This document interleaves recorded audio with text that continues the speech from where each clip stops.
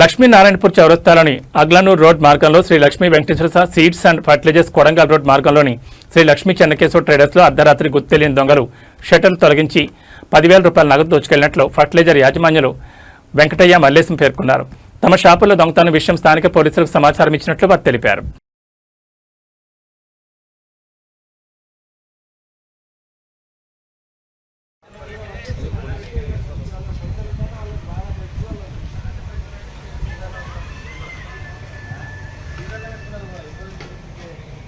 రాత్రి అర్ధరాత్రి టైంలోనూ తర్వాత ఇంకా మొత్తానికి మేము 4 గంటలకు చూసినాము. 4 గంటలకు చూసేసరికి షట్టరు పైకి లేపింది ఉంది. పైకి లేపి మళ్ళీ లోపలికి పోయి చూస్తే కొన్ని సామాన్లు డబ్బులు పోయినాయి. ఎంత ఉండొచ్చు? నియర్లీ 10,000 వరకు ఉంటాయి. గల coins with 5 rupees, 10 rupees, 20s, 50s, 100s. మీ షాప్లో ఏం జరిగింది?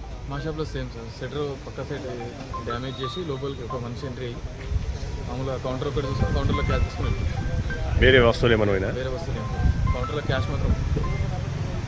పోలీసులకు సమాచారం ఇచ్చారా? ఆల్రెడీ ఇచ్చాము. ఇద్దరు కానిస్టేబుల్ వచ్చారు, ఎంక్వైరీ చేస్తాం. సీసీ కెమెరాలు ఉన్నాయి మీ దుకాణంలో? దాంట్లో కూడా చూస్తున్నాం. కరెంటు